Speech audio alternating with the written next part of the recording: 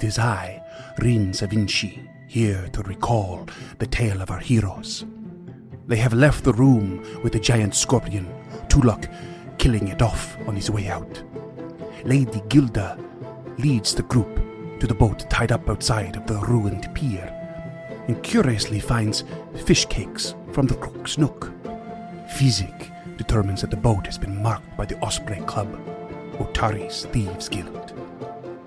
Heading to the outbuilding to the north, Fizik finds the spyglass that Tangletop hid and steals it for himself. Heading to the basement, they head down into the ground 20 feet below the surface, plunged into darkness, and Lady Gilda leads the way, illuminated by Tulak's magic. They find a list of nefarious-sounding books and a note expressing love from one to another. But in the next room, they find a sadistic device that creates undead, and with it, a horrific monster. And combat ensues. Trading blow for blow and trying to demoralize the creature, strange magic eventually comes from Tulak, and his arms extend with reach to attack the monster, while Lady Gilda uses the power of her god and the positive energy to take it on face to face. She hits it hard, but it returns in kind, knocking Lady Gilda down. But soon she recovers, and Tulak is grabbed, but manages to escape and run before his life is forfeit. Fizik giving aid throughout, Gilda eventually deals a heavy defeating blow, but the creature explodes with deadly force, and Tulak has gone down.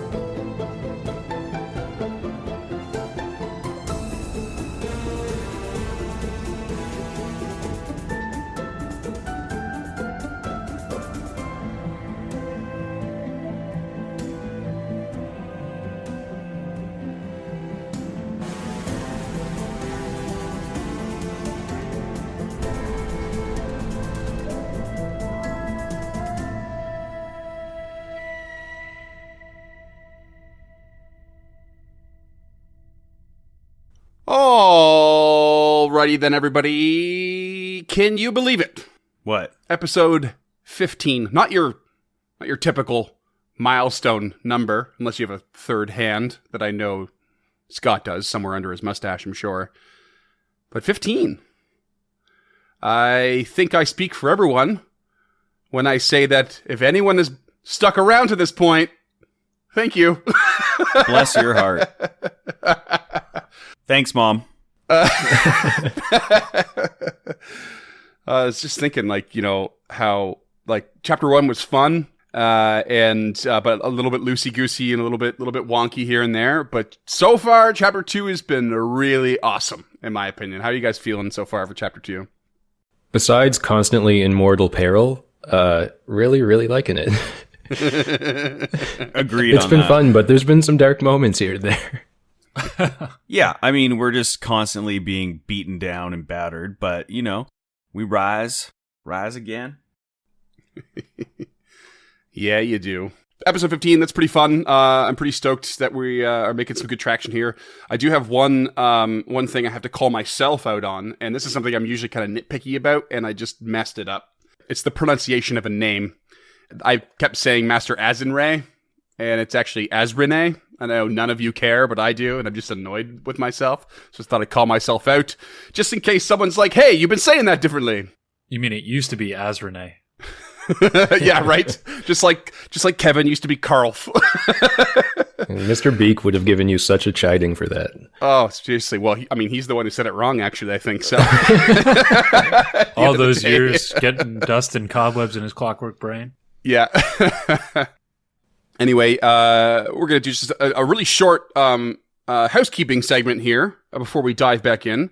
I just wanted to, I have this really tiny, silly technicality that doesn't really matter, but it's worth pointing out, is that you can't actually cast the light spell onto the tower shield. And it's because the light spell has to be cast on something, I think it's 1 bulk or less, and the tower shield is 4 bulk. Tower shield's 4 bulk?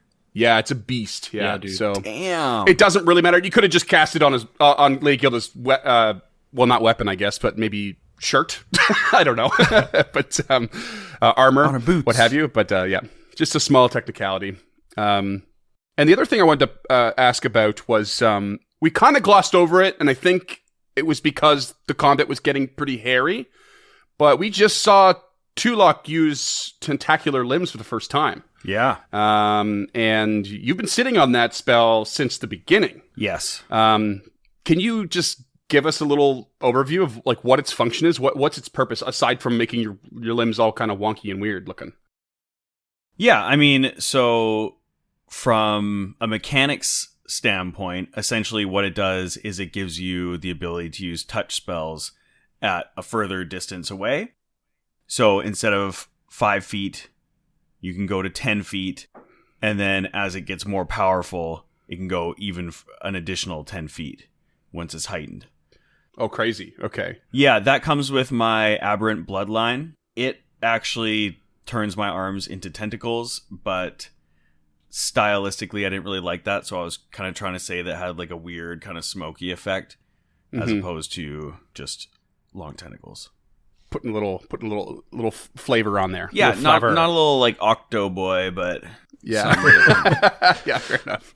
All right, that's cool. And isn't there a feature in it where you can like spend an extra action to reach even further or something? Am I wrong about that? It's been a while since I read it, so. Or is that to do with the heightened? yeah, so basically, yeah, during the duration, which is 1 minute, you can use an additional action on top of the spell to go further. So So you can move and then like touch spell at 10 feet, or you can stay put, spend an extra action and go even further than 10 feet. but I believe that's only when it's heightened. Okay. Because it does say in the notes for Heightened 2, when you add an additional action to the spell to temporarily extend your reach increases by additional 10 feet. So, which leads me to believe, like, it has 10 feet, then I can add an extra action to make it 20 feet, but then once it's heightened... I think what it is here is that when you're heightened, once it's able to be heightened at an additional 2 levels, you then have the option of extending beyond that point. But that's basically it. Like, you don't have to go an additional 10 feet when it's heightened, because things auto-heighten, right? Damage automatically increases and that sort of thing. Whereas in this case, the heightened just gives you the option of keeping it at the base or going a little bit further. That's how I read it anyway. Yeah. But anyway, it's a cool spell, and it's going to be really clutch with some touch attacks that really coincides with your chill touch really well, which is, I think, is pretty cool. Yeah, just for the listeners, the reason that I've been sitting on it for so long is because in many situations, I've been away from the enemies, obviously. Or if I've been close to them, they've been right up in my business, up in my grill, 5 feet away. So it's... Yeah. I hadn't really found the sweet spot. I really was trying to make it work in the graveyard fight. And I wanted to be... I kept trying to get behind the row of soldiers, but then they would kill everyone, and then we keep moving. It was brutal. They were a wreck of the place, yeah. It was awesome, but at the same time, they were doing all the fucking heavy lifting, not us. Yeah, totally. I mean, you've been in semi-tight quarters up until now, and now you're in tight quarters. So it stands to reason that you're going to get a little more function out of this extra 5 feet. And it is worth mentioning, too, this does not give his character reach at all in the conventional sense. It is reach for the purpose of touch spells only. Yeah, it does not work for melee weapon attacks. It does work for unarmed strikes. Oh, cool. Well, that's good. But yeah, neat little spell. The other thing I wanted to point out, too, was Duncan's tactic with the mutagen in that fight with the blood siphon was a good, in retrospect, I think a really good strategy. It just didn't turn out to be applicable. Because like that adds a bonus to your fortitude saves, right? And you could tell me if this is what you're thinking, but I was imagining that you were thinking, oh, it's going to latch on and suck blood, and that will trigger a fortitude save, so I should offer a bonus. But it just so happens this creature doesn't trigger a fortitude save. It Right. just gets to do it anyway. Yeah, once the conversation came up about how many die could have been rolled against him while he was in that holding position, I kind of realized, yeah, but it's good to have in the back pocket anyways. For sure. It was like a genuinely great tactic to use. It just happened to not be applicable in this situation, and there's no way you could have known that. But that of course, brings me to the current status of the group and how fucked up you are. I mean, physics looking okay. Lady Gilda is enfeebled 2 for a full hour. Yep. And Tulok is currently dying on the floor. Yeah. So, you guys want to help him out? Yeah, I think so. So Physic will stride up to him and first administer an elixir of life, because odds are if I tried to treat wounds on him, he would die. Actually, you've had good luck with him. It's just with James' characters. Yeah, I will also, when you do try and treat wounds, I'll use my cooperative nature feat to try and aid you.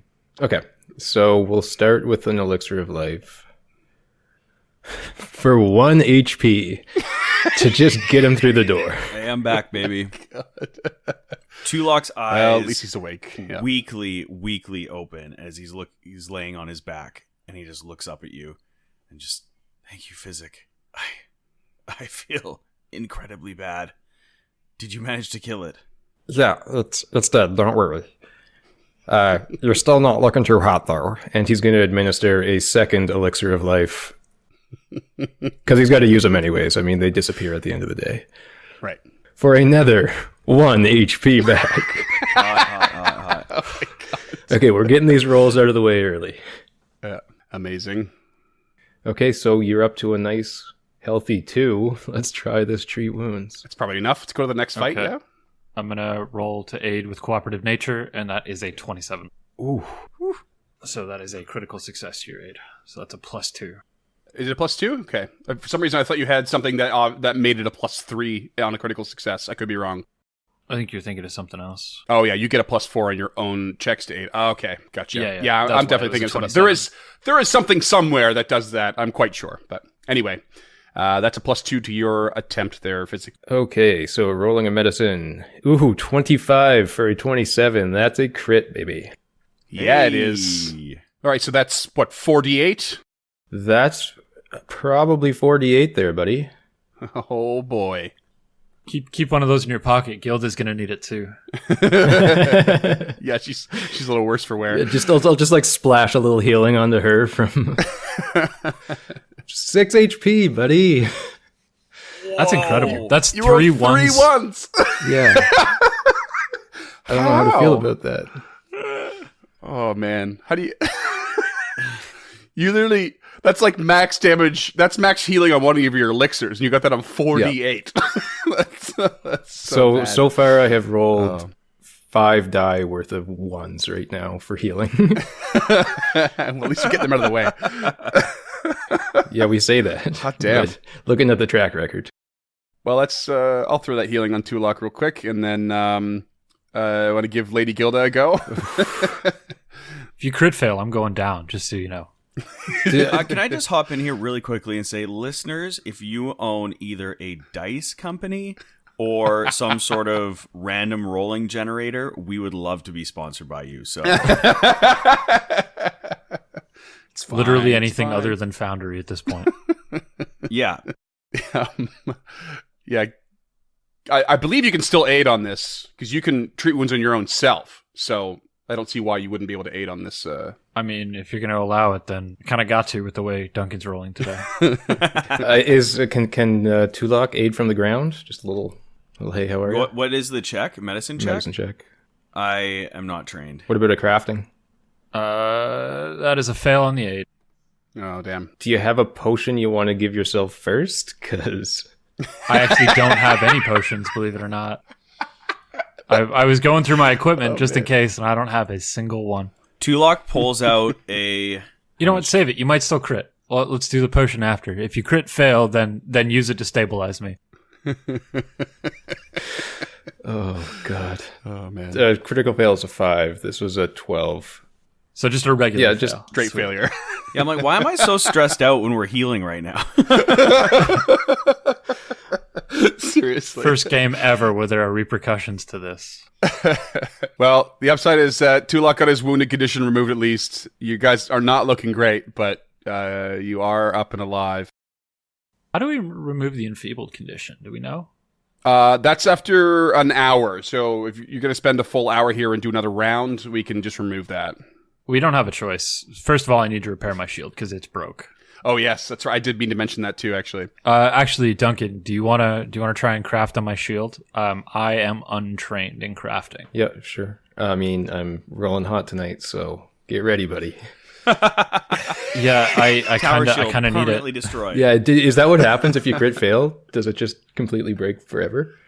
Yeah, you do 2d6 damage to it, and it is sitting at 10 HP, so it's possible. Yeah. Oh, clearly, love is all this pressure. Oh my god. That was in that one. Roll 2d6, bud. If you roll more than 10, you've completely destroyed my Oh shield. my god. You lost Freeman. Like, he literally fell out of his chair there for a second. This is so bad. Dude, this is wild, man. What the fuck? Okay, 3 damage. Okay, that's great. All right. Oh my fucking god. Okay. So my shield isn't permanently destroyed because Duncan's bad rolling finally came in handy. He rolled a 2 and a 1 on 2d6. Oh my god, that's fucking crazy. Okay, so gonna go buy some dice. Physic might fall off a bridge next episode. There is that frog beast still in the water. Just give him a little shove and go Yeah, swimming. Like, Tulok has to start thinking that maybe he's doing this shit on purpose, you know? Oh, like, man. it's just... Seriously though, I mean, but the thing is like, Tulok is, if he's picking up on it, he's like, well, Physic and me get along real well, but I don't know what he thinks about all these other people. I mean, that's kind of got to be what it is. Like, maybe Tulok can only have one friend. Yeah, he's just jealous of my attention being spread around. yeah. Yeah. I guess so. Physic's just toxic. Physic is the Highlander of Tulok's friends. Okay. I mean, I need to rest and I need to repair my shield real bad. Like, that would have only taken 30 minutes, I think, unless you have a quick treat there, Duncan. I do not. Okay, so that would have taken 30 minutes. We might as well take another 30, I guess. Yeah, I mean, I'm down to a third of my health, so. I will attempt my own repair check on my shield. Feeling real good about a potential another round of healing right now. Yeah. Okay, so Freeman, I need you to set the DC on this. Normally it's 15, but I'm untrained in crafting, so you may want to adjust it appropriately. Yeah, I was just trying to wonder if you're allowed to even do it. The requirements are I'm only holding or wearing a repair kit, and I am in fact wearing a repair kit in my bandolier. Yeah, I don't see any reason to increase the DC. Okay. So just go for it. That's a 12. Okay, it's not a critical fail. I like to think that Physic was just like, took your hammer and was just trying to like hammer it back into place and just put his hammer right through it or something. Yeah. Like, he's never used a shield before, and he just got a little bit cocky. He's like, oh, of course I can fix this. He just didn't understand the concept of how shields. Yeah. It's like, I'm more of a bomb guy. I don't know. Okay, so I think we should just, like, it's like, what, 10 in the morning? Like, let's just leave and come back tomorrow. Like, I'll pay somebody to repair my shield at this point, and I need...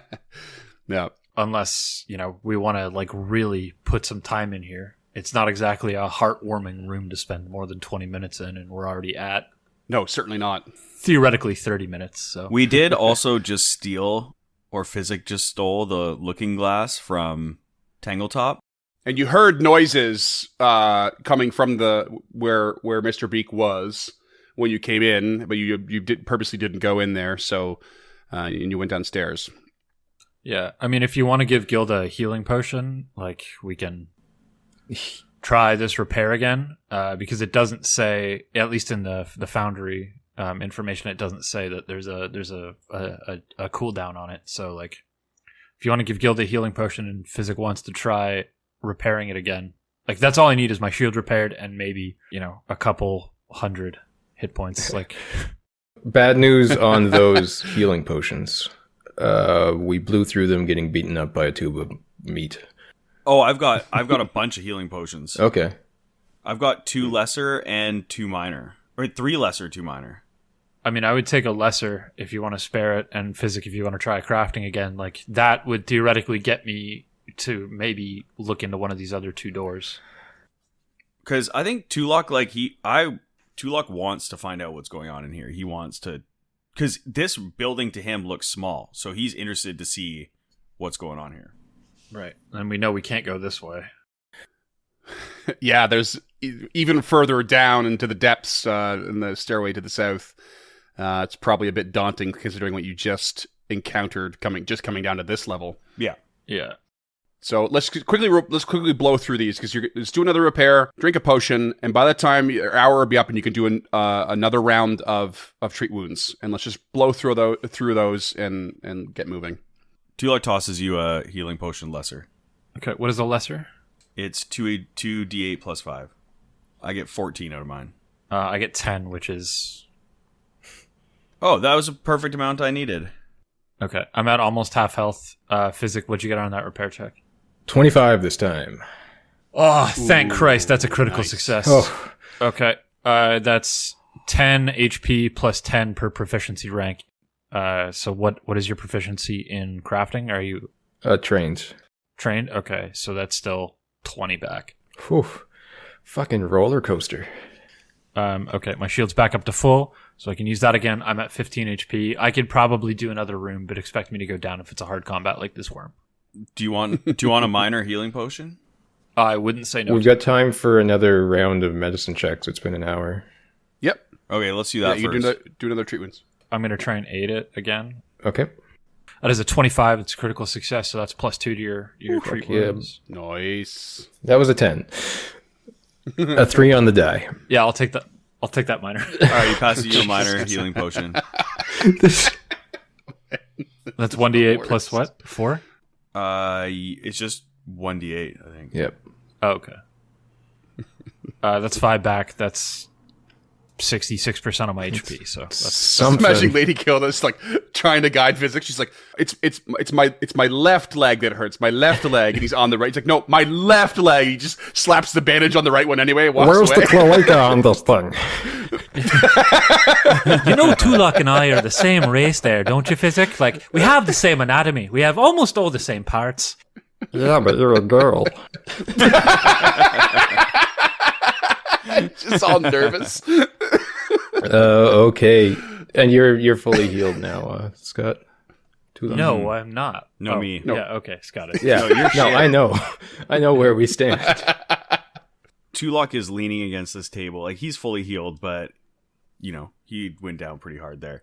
And he is just looking at his hands. And just, they've gone back to his regular half-elf form.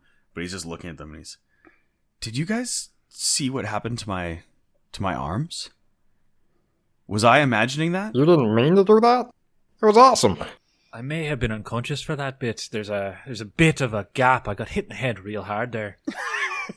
Yeah, I just was trying to reach so bad to use a spell, and they just extended. I've never seen it before. I don't understand. These powers, they seem to be coming faster, and there's more of them, and I have never trained with these things. They're just appearing. I hope there's some answers in here for me. I mean, did it work in your favor there, Tulok? Yeah, it kept me at bay, it kept me a distance from the creature so I could attack it from a distance. It was great, but just looked so horrifying. My arms became like they're swept in some sort of magical smoke, and my arms grew. I don't understand. Then I think that perhaps we shouldn't look too deeply into it. I mean, we're all still alive. That skin tag thing isn't.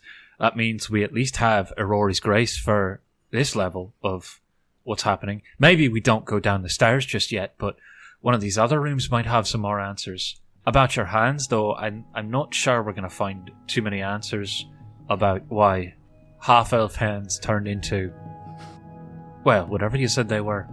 That might be an introspective thing you want to look at. I suppose that's true, but this place reeks of the occult. And I feel that's what it is. You're not like the things in here, if that's what you're worried about. It's easy to be scared of, the unknown, but we'll figure it out eventually.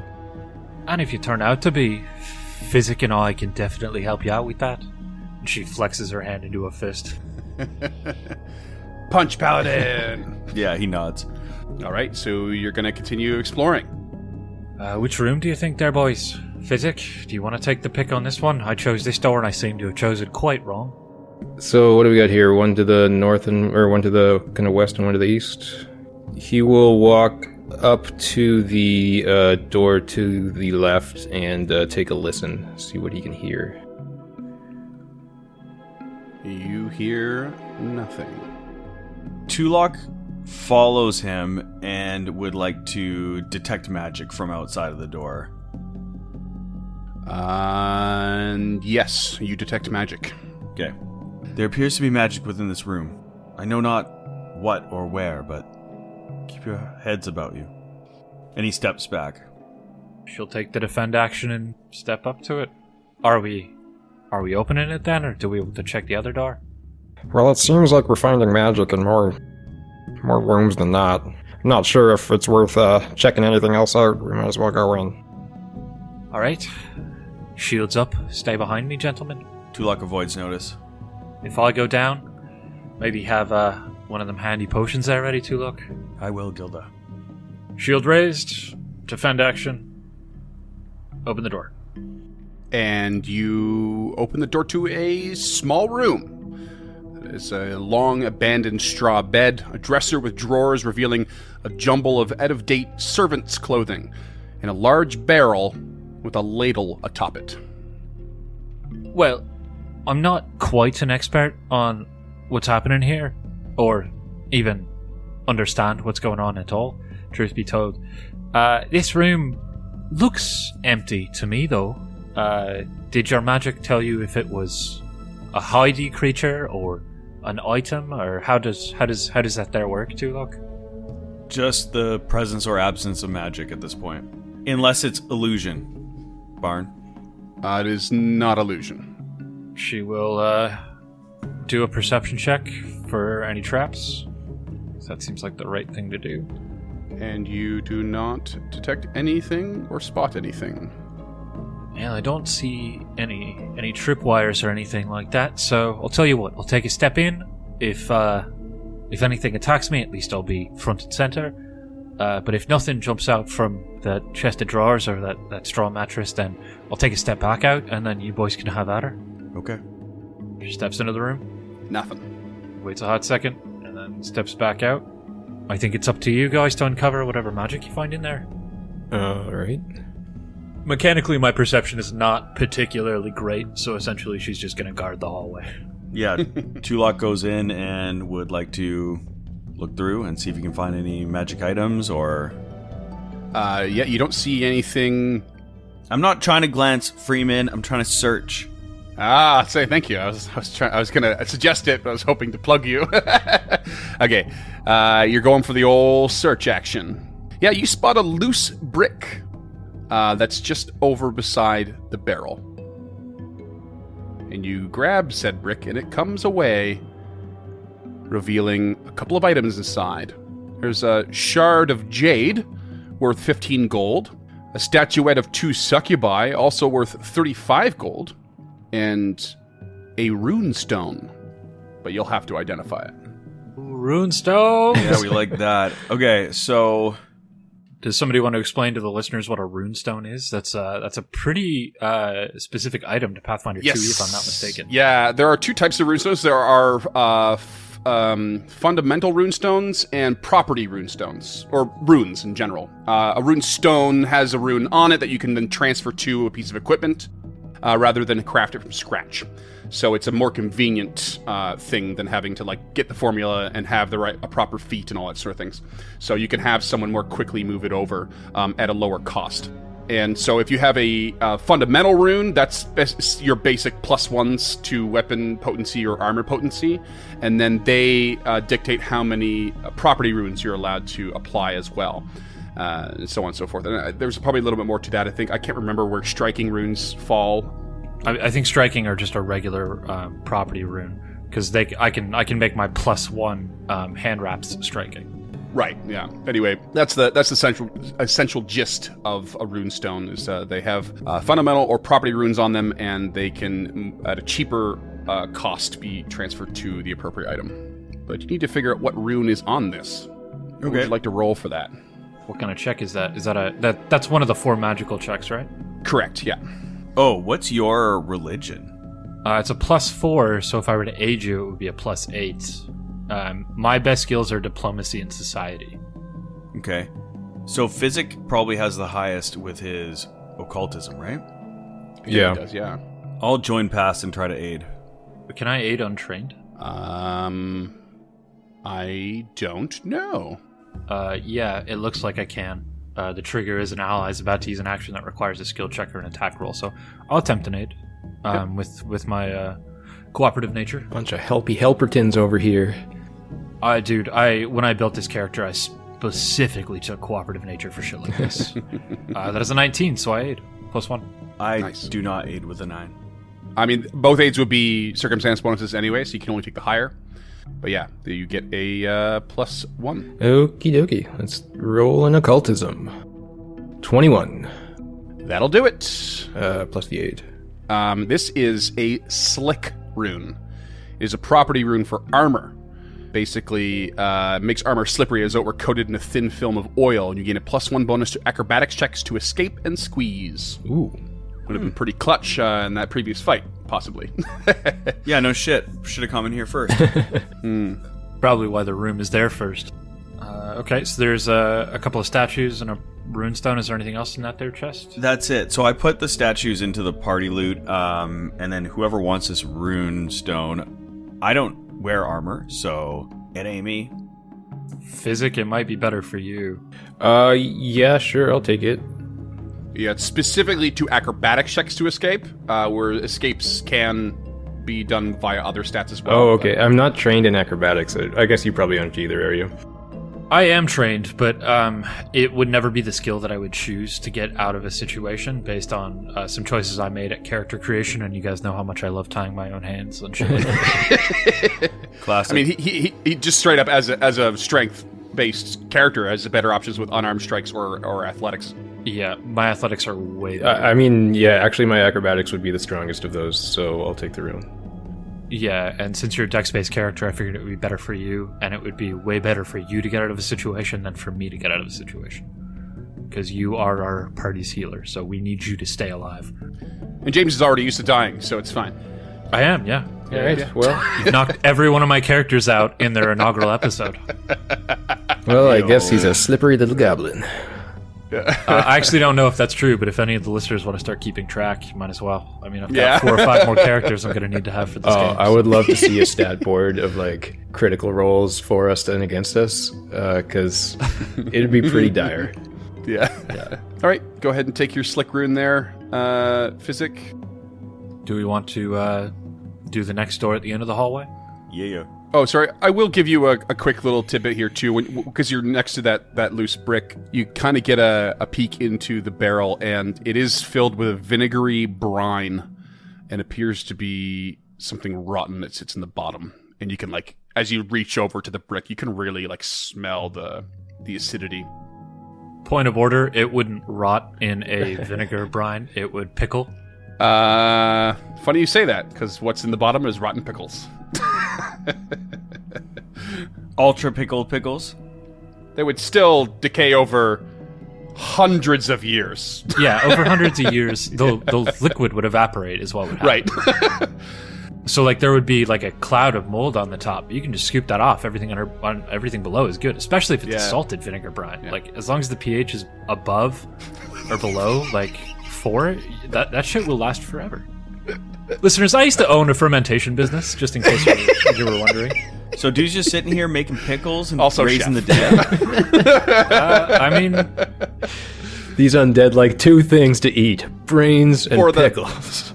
I used to own a sauerkraut manufacturing company, so like, this is my wheelhouse. Fermentation is my shit.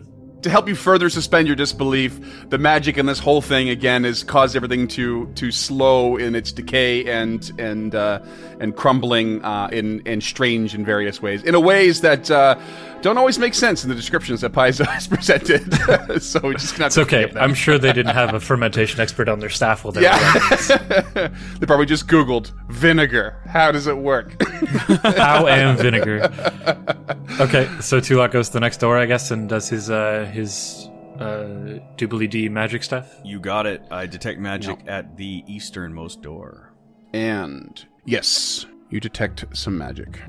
I detect magic again. Be ready. And he steps back.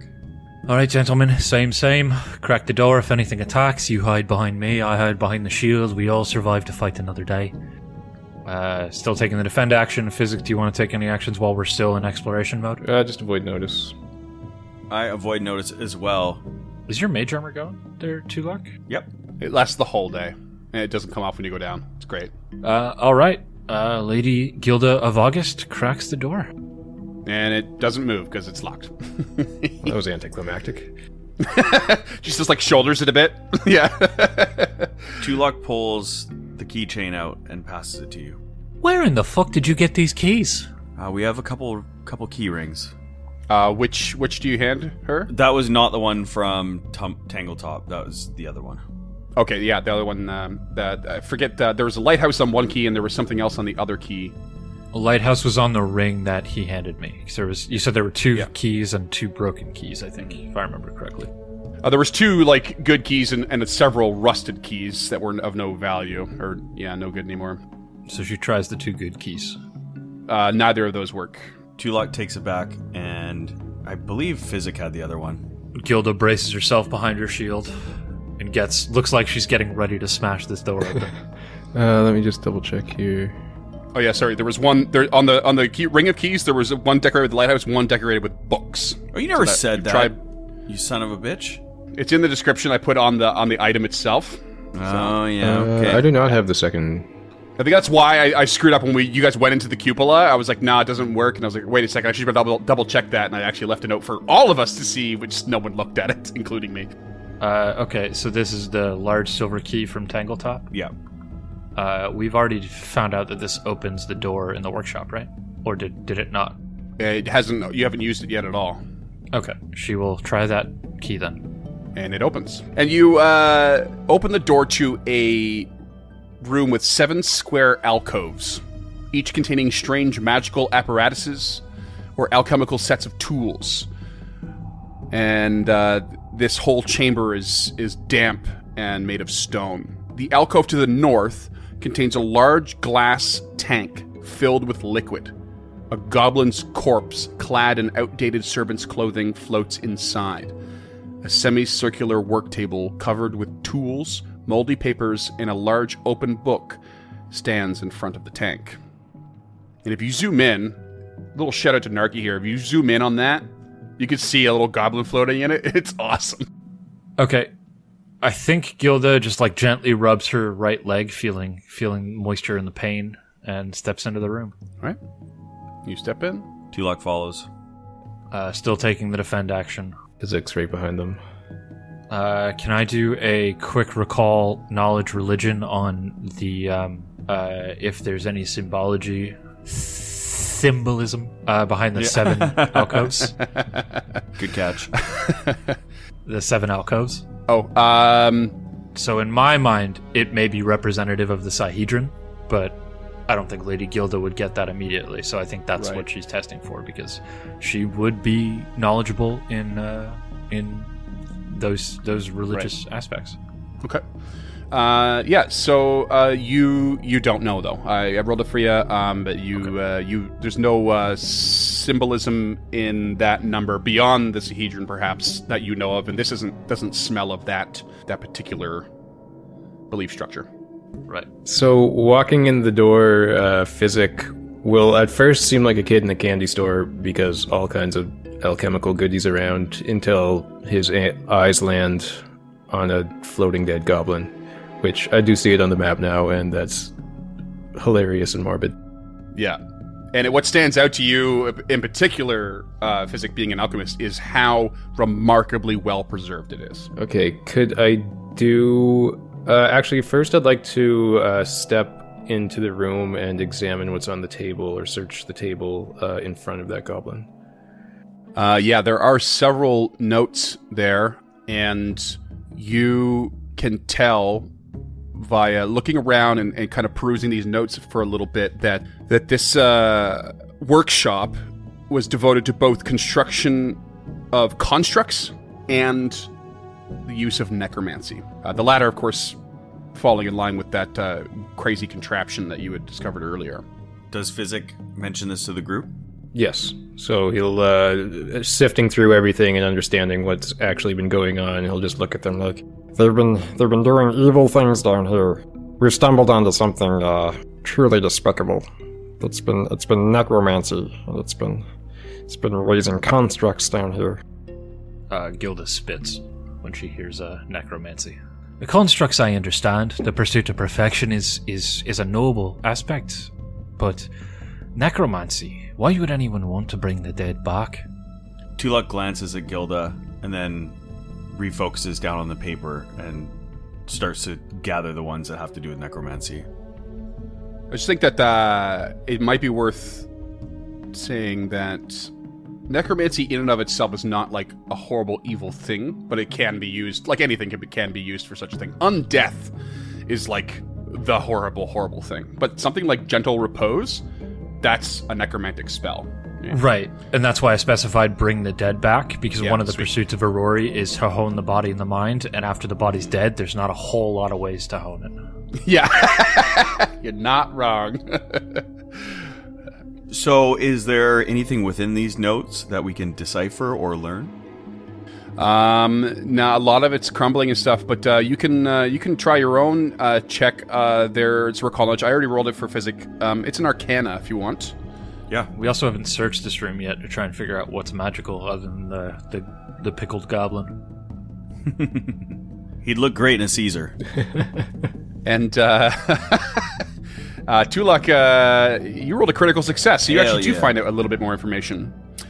As you peruse through the notes, you realize that the workshop's emphasis is in transferring mortal souls, including into a construct or a swarm of vermin. oh, that's horrifying.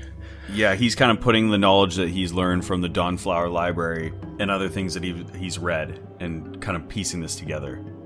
And he relays that to the group. They're doing something very weird down here. Putting mortal souls into vermin, swarms, and also constructs. This isn't what we think it is. This seems far darker. I wonder if this has anything to do with the lighthouse or a side project, maybe. I don't know. I don't think they're here by coincidence. And as you relay this information and probably start looking around for more pieces of evidence, right next to you, Tulak, in that northwest alcove, you spot an incomplete doll, it looks like. It resembles an armless and legless goblin. It looks like this. Cute. Is it a poppet? Yes. I lost this thing when I was 7. So he looks at this and turns to the others. Do you think he was trying to put the soul of the goblin in the tank into this figure? Would Gilda have ever come across the concept of a poppet in her studies? That's a good question. I personally have not read much up on them. I know they're quite rare. So a poppet specifically is a construct who's kind of like sparked its soul to life, and that's what gives it its independent. Right. It seems to be a very random and rare occurrence. Okay. Oh man, you know what? This is gonna make me sound like a real idiot, but when you said poppet, I thought of those. What are those little figurines with the huge heads that they have at Oh, a Funko Pop. Pops. Funko? Yeah, I thought you were saying that, and I was like, that's funny. Oh no! So Poppet's an actual race in Pathfinder 2. Yeah, like they're these like living newly dolls that introduced. have spontaneously sparked to life. Well, that's much more ominous. You can actually roll one. You can play God. one. Yeah. Yeah, I looked at playing one for a different game that's upcoming. Yeah. So, do you touch the doll or any equipment or anything at all, or do you just spot it and leave it be? Was there anything else on the desk with it, or just the doll? Just a few random like tools and stuff. What is that old D&D spell? Like where you put your soul in a safe spot, like soul jar. Horcrux? Oh yeah. Horcrux? Soul jar. Horcrux. Yeah. Could this be a version of that, like putting this goblin's soul in this fucking doll to keep it safe for a little while, like almost like the simulacrum spell, but without it being an actual clone? Could be. I guess I can roll a check. I mean, if Tulok's saying this stuff out loud, that's kind of... Gilda's not the smartest woman, but, you know, she's been in school. She's studied. You know, her intelligence is a 12, so maybe. I mean, I just rolled something for you, and you really don't know. Like, it's a good guess, I'd say, but like you have nothing to go on. You're just kind of deducing as best you can right now. Right, and she's not looking in the room either. She's shield up, blocking the door. Yeah, sure. Could I turn my attention to the goblin floating in brine and the brine therein? Yep. Is there some kind of check you'd want to glean more information from it, or is it just a well-preserved goblin in a briny tank? It is exactly that. Okay. Yep. So it's not like... Is he wearing clothes or anything? He's wearing clothes, yep. Got the old servant's clothes, very similar to what you found in the room prior. Outdated for sure. And, just well-preserved and floating there. The adventure doesn't specify, but I would imagine, Physic, you could take advantage of this room as like an alchemical lab if you ever wanted to. Yeah, I'd have to sit here for 4 days to craft anything, which... Inviting as it is with a briny goblin over there, he's gonna move northeast and check out the table there. And you just find more tools and equipment, Okay. but nothing of note. Tulok would like to pick up the goblin doll and inspect it more. Sure. Yeah, you pick it up, and one of the most obvious features as you turn it over in your hands is that it has an indentation set in its back, but it's empty. Can I roll a check to see like what shape it is, what it looks like, what if I could figure out what would go in it, like a key or something? Yeah. Let's go with Arcana or Crafting. Arcana. Yeah, you don't know. Does anyone know what this could be? And he holds it up. It shows it to the people. Yeah, physical, take an Arcana check on it. You could do Crafting instead if you want. Yeah, crafting it is. You also are not sure. Does it look like physic at all? It looks barely like the goblin in the tank. Okay. Physic, you're from Otari, right? Like, could it be a relative of yours? Like a distant, ancient relative? Like an old uncle that disappeared in your family tree? Yeah, I mean, he's very unsure of his family tree because his parents brought him here, and then he's not sure what happened to them. They're not around anymore. Okay. And that happened early in his life, so it could be. Does it look like him? No, I wouldn't say you guys really look alike. Okay. I don't imagine there are too many goblins in Otari. Well, I'll find my parents someday. Tulok takes the doll and puts it into his bag. Okay. Is that what was emanating magic? Was it the doll? Did we figure that out? So the thing with detect magic right now is you can't pinpoint it. I don't know. I just get pulses. We've still got 4 undiscovered alcoves, though, so I guess we'll keep going around the room. Sure. Who's doing search actions here? I'm searching. I am. Okay. I'll stick with defend. And tell me where you're searching, each of you, please. Physic will go to the southeast. Okay. And take the easternmost southeast corner. Okay, and you don't spot anything. Tulok? Tulok is looking specifically for secret doors, and he does a lap of all the walls in the room. Okay. So you're just going to do one for each. What order do you want to do them in? Counterclockwise. Okay. So starting from the northwest. And physical hit the other alcoves in clockwise order. And the two will bump into each other awkwardly at one point. And it's you guys bump into each other right at the center of the room, and after Tulok has just checked the this most south eastern side, and Physic the opposite. And as you round the corner, Physic, where Tulak just was, you spot a toolbox bolted to the wall, and it seems a little bit askew, so you grab it and you give it a pull, and it opens a secret door. Ooh. Nice. That leads to a staircase that leads further down. Oh, that's the direction you want. Physic, good eyes. How many levels is this place? Like, how far down can it possibly go? That's got to be under the river, right? I don't know. It's a marvel of engineering already. I thought we came here for the lighthouse and we're gonna be upstairs.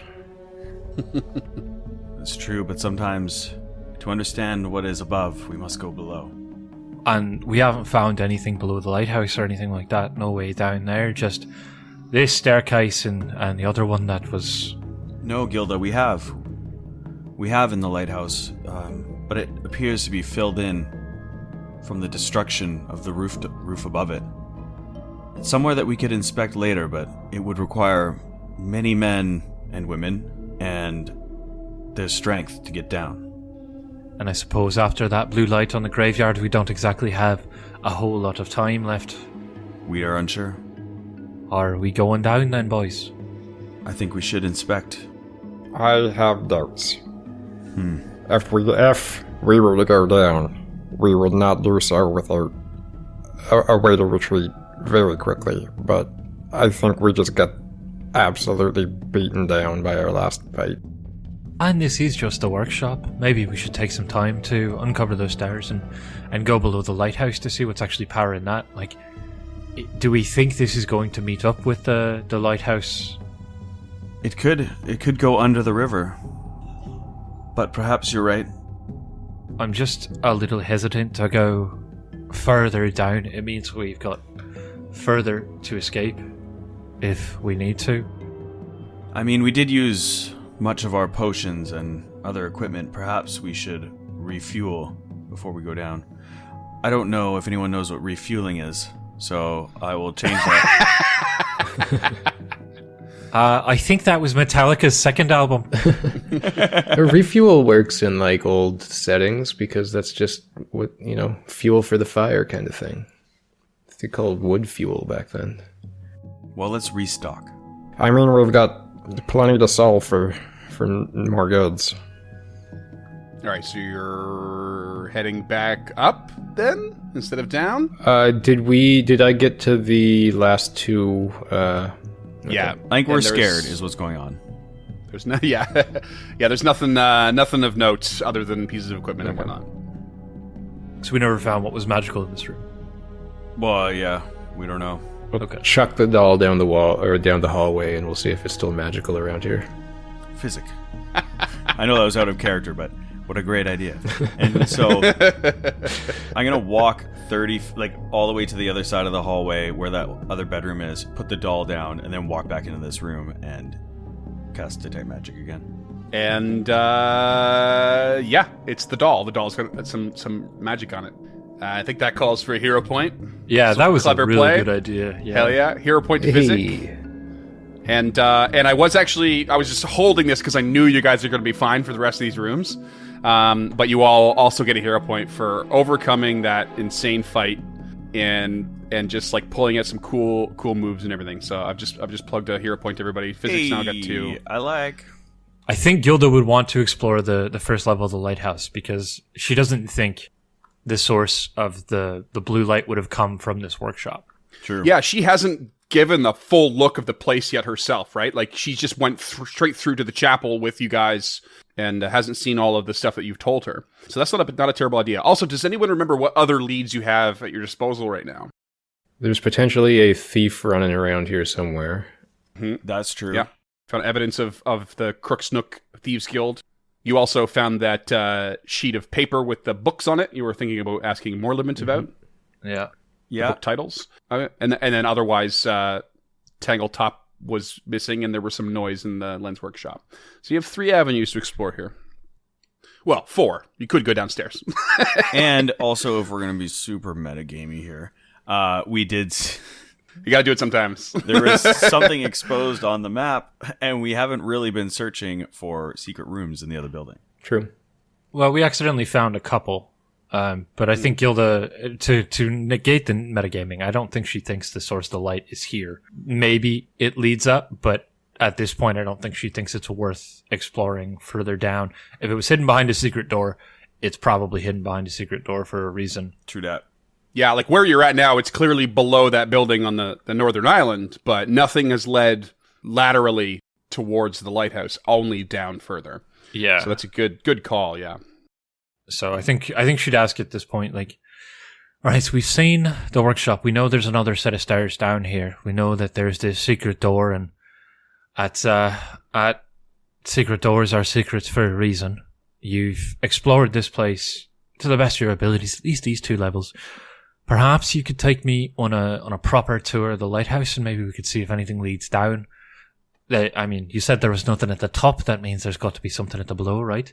And I'd love to see that half-covered staircase. Maybe that's our way down. I don't know how much you're gonna love it, but yeah, we might as well go take a look. All right, well, let's... Yeah, let's just go there, and then Yep. Gilda will take the search action. Maybe all 3 of us take the search action and just take a look around. Now, at least there's a precedent in Gilda's mind for hidden doors. And you guys already did tell her about the teleportation circle, but now she's seen one with her own 2 eyes, which she probably has never seen before. So. Right. So just tell me what... we don't have to, move around the whole map here. Just tell me...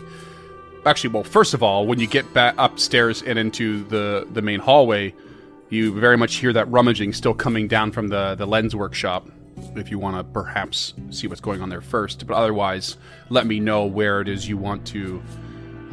what rooms you want to explore. We can just expedite that.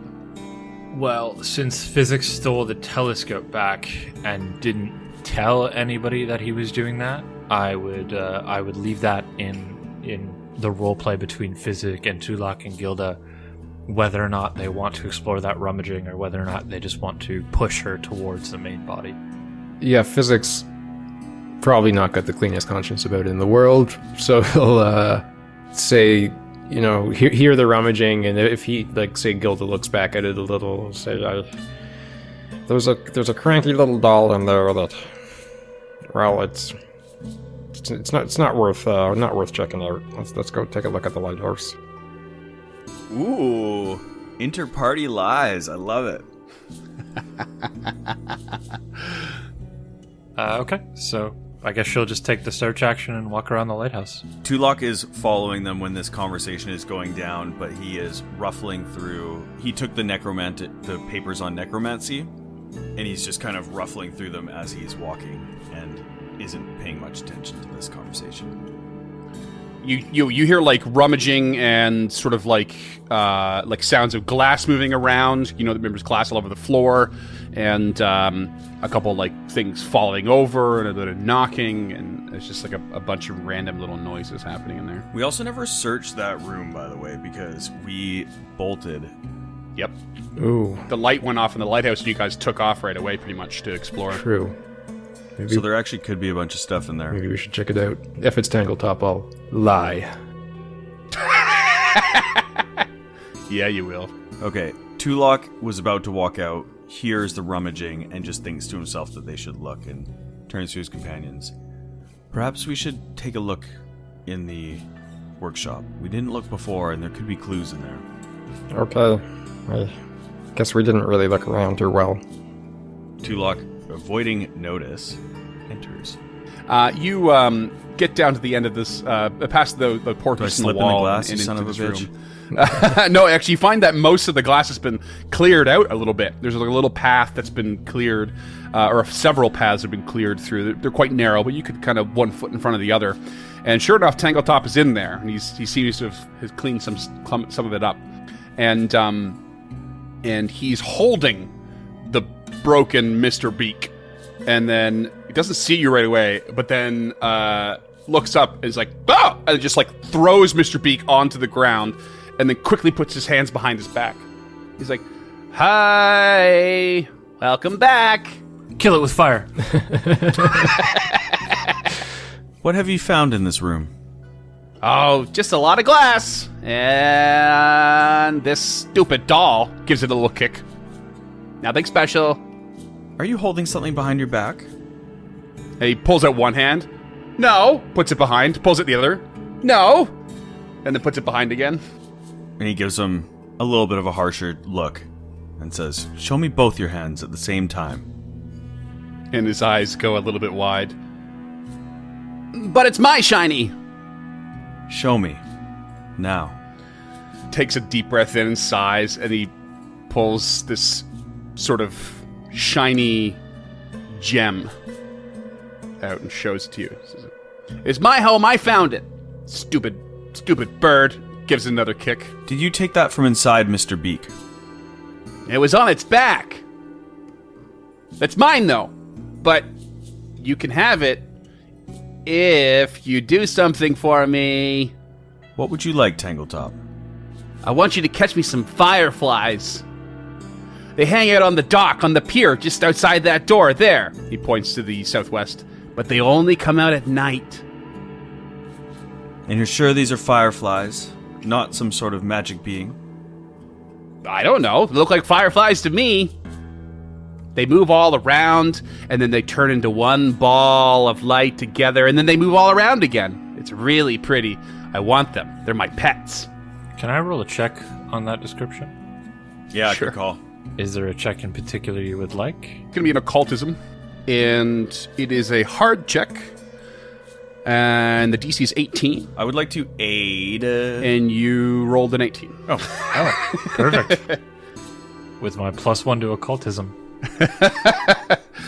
You're pretty damn sure that this pattern you've heard of before, and it's an uncommon sight, but it is a type of wisp known as a flicker wisp. However, that's all I'm going to give you because all it is a vague description. It will take another check to discern more information. Gilda just stands outside the room, kind of listening, half looking at the portraits, because she's never been down this way. So she would find them absolutely enthralling with her lore heraldry. And just kind of hears it and is like, "Oh, I think those are some sort of flicker whisper. I sound like a flicker whisper." And she's more talking to herself and looking at the portraits than anything. Physic will hear her and hear something that sounds like Will-o'-the-Wisp. That is the thing that inhabited Samal's body, so he would like to take that check for more information. Okay. Yeah. So you know that a flicker wisp, dancing, twisting, less powerful, but no less malevolent type of will-o'-wisp. Like their more dangerous kin, flickerists prefer to haunt lonely swamps or stretches of lonely rivers or creeks, particularly near shorelines, where they can pass themselves off as nothing more than a small gathering of fireflies. They can taste fear and finds the flavor delectable, but it does not feed on this emotion like will-o'-wisps would. Instead, they subsist on confusion and doubt. And the sense of unease of a traveler exudes when they become lost in the woods is what flickerists really, really favor. They can sip from this sense of disorientation without betraying their presence or harming their prey. So they can kind of just hang out in that spot, pretend to be fireflies, and really soak it in. But if they grow too hungry and are compelled to flit a bit closer, and they will confuse their prey and glut on the raw emotions. And you rolled a success, so I will give you a single piece of preferred information on this creature. And I would like to point out also here, this is originally part of my intro banter list, but I took it out. Now is really appropriate. This is the first time I think in the whole adventure you guys have succeeded a recall knowledge check on a creature. Nice. You've not even seen it yet. Yep. But this is the first time. You've failed all of them. The only times I've given you information were critical failures, which was false information. Oh, Jesus. So We're, Boundary for all your dice rolling needs. amazing. consistent. We've just been banging our head against the wall each time and just slowly working our way through the building head first. It kind of, at first it feels good, to me anyway, that because you guys really just are getting into something you don't know anything about. But the more you get in, the more you do research and study between town and venturing out and stuff like that, hopefully the rolls get a little more in your favor and you actually start becoming, proper heroes. But with the success, I'm going to give you lots of story information, whatever. But I'm also going to offer you up a single single thing that you wish to know about the stat block. You can choose something, or I can pick something myself. If you get a critical success, I'm going to give you several pieces. Not even just 2, like probably 3 or 4. But this is a regular success. Okay. What do you want to know? After everything I've already told you. Weaknesses. There are no particular weaknesses. And I feel like being generous on this a bit, because I hate when it's like, oh, there's none, and you're like, cool, I just wasted that. There is none, so I'm going to let you choose something else. Okay. Having never done one of these before, anybody got a suggestion? I always want to know resistances. Well, let's go with that. Okay. I'm going to up that by 1 notch. There are no resistances, but they have immunities, in particular to magic. In fact, they are immune to all spells except Fairy Fire, Gust of Wind, Magic Missile, and Maze. Okay. I will relay that to the party. These things shouldn't be as dangerous as the things we faced before. I've read about them, but you know, I don't know how well magic will do against them. Tulok had been looking out the hall at Physic as he's saying this, and he turns back to Tangletop. Do you still want these creatures? They'll be harmful to you. And Tangletop's like flitting his head back and forth between you as you guys are talking, and he's like, "What do you mean they're dangerous? They're just fireflies." No, Tom. They're not fireflies. We can destroy them for you, but we shall not bring them in here. They'll cause you harm. His brow furrows. He gets a little concerned. He's, all right, new plan. I'll give you the shiny if you get rid of them. Now, I'd like to talk about that. Tangletop, last time we made a deal.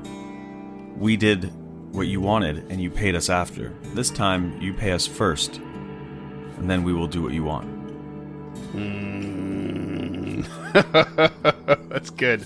Roll me a diplomacy.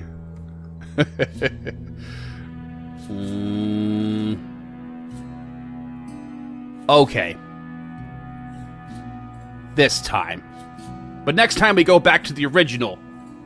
That sounds fair. All right, and he hands you the gem in his hand and then kicks Mr. Beak again. I can't believe that fucking worked. Bully. Put it into the goblin and make the goblin catch the will-o-wisps? Or do something with the goblin. I don't know. Maybe he's got a tale to tell. And I will place this gem in your inventory, Tulok, but it is unidentified. Wait a minute, I'm sorry, did we just commit to catching flicker wisps? Is that what just happened there? No, we'll be killing them. I don't know if that's much better, especially if there's more than a few of them. Come now. How many do you think there are out there, Mr. Tangletop? How many flicker wisps have you seen? How many of these fireflies? There's just a batch. They just hang out on the pier. They just float together. You committed us to killing a batch of flicker wisps. No, a batch of fireflies. What's a flicker wisp? You're confusing me. Don't worry, you two.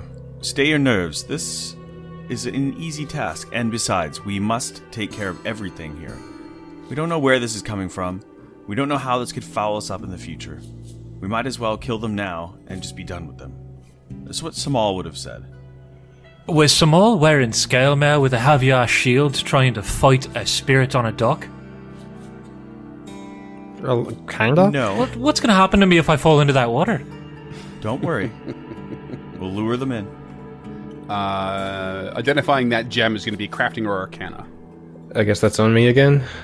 Yeah, I'm going to use join pass and touch my hand to your head and try to aid. I'm just gonna have like an indelible mark on my forehead from your thumb on it all the time. It's just a burned-in thumbprint. Pretty much, yeah. Do not aid, as per usual. What skill are you rolling there? Crafting. I will do my cooperative nature. That is a 21. Nice. So I will aid. Well, it's pretty clutch because it's DC 14 and he rolled a 13. So, Nice. no. Hell yeah. That's this is a soul gem. Exactly what you suspected, and that's gonna go ahead and give James another hero point for calling that. It's essentially placing a soul in an item to be used in other means. Sweet. Yeah. Oh, interesting. But is it just Mr. Beak's soul? Well, you know it's a soul gem that's come from Mr. Beak. It is just going to be Mr. Beak and a little goblin body, isn't it? And he's going to be pissed. Yeah, I don't know how it works because we killed him. So, did that just destroy the body? Does it do anything with the soul? We will find out. So you know that the fireflies only come out at night. What's next on your list here? What would you like to do? I want to inspect the room. Maybe we should come up with a plan for luring them in. This is going to be no mean feat if what physics told us here has any truth behind it. Not that I'm doubting you there, Physic. I'm just really hoping it's not right. Well, it might not be, but I'm pretty sure. Yeah, I'd also like to search this room just for, like, secret doors and stuff before we leave.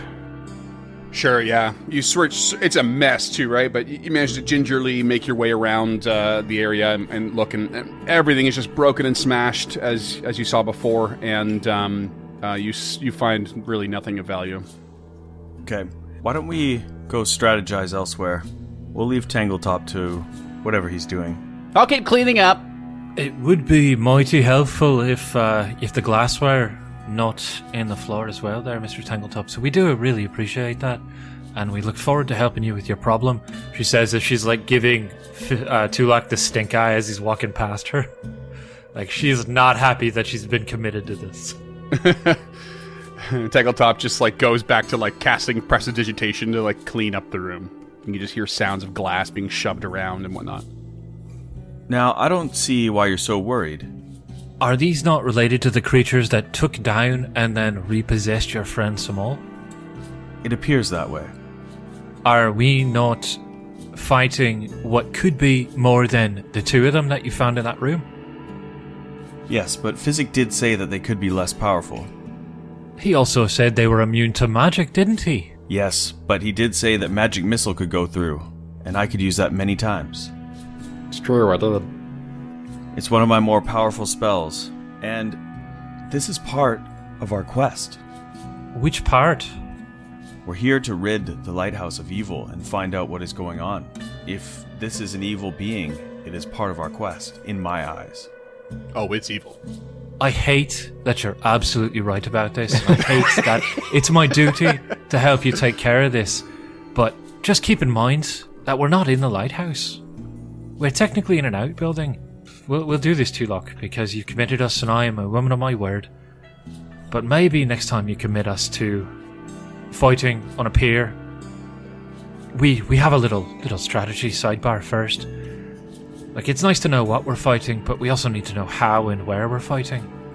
The battlefield is half of our advantage, and out there, I can assure you, I do not have an advantage. And she reaches down, and for the first time, she like tugs on that leather strap on her leg. She's like, do you know what this does? This is what's keeping me standing. What is it? It's a brace. I took an orc broadaxe into my leg. That's why I'm on holiday from the Golden Legionnaires. This is the reason I need to relax and heal. Problem is I don't think it's going to heal, but if I lose this strap, I'm not walking around anywhere. And this strap is our lifeline at this point. And with this scale mail on, if I go into that water, I'm certainly not getting out. Tulok nods and inspects. Like, does she have her full leg still, or does she have like? Yeah. So what it is mechanically it's called a brace. So what it does is it allows her to walk normally. Mm-hmm. Mechanically it's a support. Where she took this broadsword into her leg that went so deep it took a chunk out of her bone, and she hasn't been able to get it healed magically, or at all at this point. So she has to wear this support in order to keep her walking. Her cadence is a little off when you see her walking. Or Yeah, sorry, the her brace gait. essentially helps to stifle constant pain. Yeah, it keeps her muscles tight around this wound. So without it, she's essentially lame. Like can't really or can barely move. Yeah. Yeah, so I mean, obviously you guys wouldn't know any of that, but it is this leather working going up her right leg.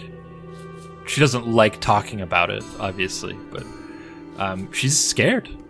Like, she's more than a little scared at this point. Like, the idea, like, she knows that she could drown in that lake, or this river, or whatever, however fresh this water is. I don't remember. And I've lost enough characters. One is too many. Yeah, so she really thinks we need to figure out a way to lure it into the workshop, and she has no fucking idea how to do that. Tulok puts a hand on her shoulder in an attempt to console her. Before we do this, we will come up with a plan. And I promise you, it'll be one you're comfortable with, or we will not follow through. Though we can leave the item with Tangletop, I do feel like we need it, and I do feel like we need to complete this. But please know that we want your help. We need your help. So we won't do anything that you're not comfortable with. We desperately need your help, and we appreciate it. That means a lot to me, Tulok, and I am scared.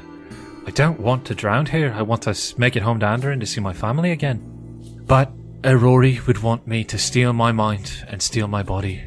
And in search of that perfection, we'll do this, and we'll do it together. Thank you for understanding. Now let's come up with a good plan, please. Fizzy just gives a thumbs up. Hey. All right. Well, I mean, you're still only about nearly 11 a.m. So you know they come out at night. Well, maybe we should go back to town and regroup. We've got a few hours before we'll see these things. Can we take a peek through these books here and see if there's anything... I mean, I know you guys have looked through them already, but like specifically looking for stuff about wisps now that we're looking for something in particular. It's not a bad idea. Yeah, I'll just tell you now. There was nothing of note on that topic. Okay. In this room. Anything in this room is related to what this building is, mostly related to what this building is basically used for. And all like the necromancy stuff is downstairs, and this is just like glass. Yeah, the lens workshop, that hall of portraits, a little repair room, and then downstairs is where the real dark stuff happens. We never inspected the little workshop down here to the south. What's in there? Isn't that just a storage cupboard? It's just a little repair storage cupboard, essentially. That's where the key was Right. that Tangletop grabbed, but he grabbed it before you had the chance to go in, before you bothered to. Is there anything of note in here if we do a full search? No. Okay. Most of the tools are beyond use now. Physic, I like your idea. Perhaps we go restock and we can discuss while we walk what's going on here and how best to fight these wisps. I mean, the less time we spend here, the better. It's going to be a long couple of years of this podcast. One of these days we'll start book one. We're still in the intro. Like, if this is a video game, we're still learning how, like, it still has press A to jump on the screen and we just haven't done it yet. Yeah, I mean, I think we go back, we investigate those books on that list. We talk to, maybe that's what Tulok does, is investigates the books. Physic goes to the Crook's Nook, because he's got some familiarity there. Mm-hmm. And maybe Gilda sells what we need to sell and stocks up on potions and stuff like that if we need to. Yep. And if we have enough money, if you guys are open to it, I would love to put a rune of striking onto her hand wraps. You've been pretty successful at the whole punch things in the back so far. Perhaps as well, the other thing we need to do is try the gem in the doll. Yeah. Thoughts on I that? mean, yeah, you did bring the doll with you. Yeah, That's all on you, man. I've got everything we need. Yeah, you got the gem, you got the doll, you do you. Maybe we'll do that before we go into town, just so we can see like if there's anything that we need or that will help with. Well, let's do it in town, I think. Yeah, maybe there's something we can learn about it in town that we don't know yet. I don't know. And then we'll be in a territory that, like, if it is Mr. Beak or something like that, he's unfamiliar with, and we can have him off his guard. Put the gem in and toss it at Long Saddle and run away. Yeah. When we go back to town, we'll go to the caravan first, my caravan, and put the stone into the doll. All right. We agree, so we do that. Head back to Otari to do a little restocking. And are you all going straight to Tulok's wagon together to do this, or are you going to do it on your own? I think everyone together. Come. Let's do this in my caravan. It's private in there. All right, so you make it back to Otari and through the town. down towards the Otari market and pop into Tulok's little wagon. Wagon is windowless, I believe. I could be wrong. I can't remember. But He closes the shutters. okay, closes the shutters. There are pillows everywhere. It's reasonably comfortable. Probably light a couple candles, maybe some incense. And you get yourself ready, and you hold this doll up with its missing arms and legs, this half-finished construct. Turn it over and place the soul gem into the indentation in its back. You turn it over and you wait. A couple beats of nothing. And then suddenly, a jerk. And then nothing. And then a jerk again. And then nothing. And then it starts to squirm and go, "Ah!" And then it tries to bite you, Tulok, but it can't get its head around. It doesn't have any movement from its limbs because they're missing. And it's like, nah, Master Falak! Nah!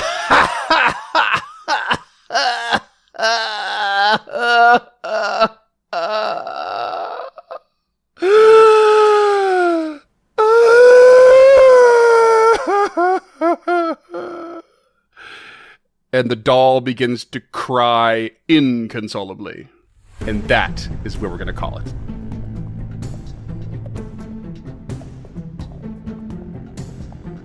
Stemming the Tide is an actual play podcast of the Adventure Path Abomination Vaults and is produced by the Uncharted North Network. Stemming the Tide uses trademarks and/or copyrights owned by Paizo Inc., used under Paizo's community use policy. We are expressly prohibited from charging you to use or access this content. Stemming the Tide is not published, endorsed, or specifically approved by Paizo. For more information about Paizo Inc. and Paizo products, visit paizo.com. Music is composed by Will Savino and artwork by Greyhood. Stemming the Tide is recorded remotely using Foundry Virtual Tabletop. If you wish to connect with us or support this project and projects to come, we can be found at unchartednorth.ca, patreon.com/unchartednorth, and on all major social media platforms. Links to all credits can be found in the episode description and our website. Thanks for tuning in.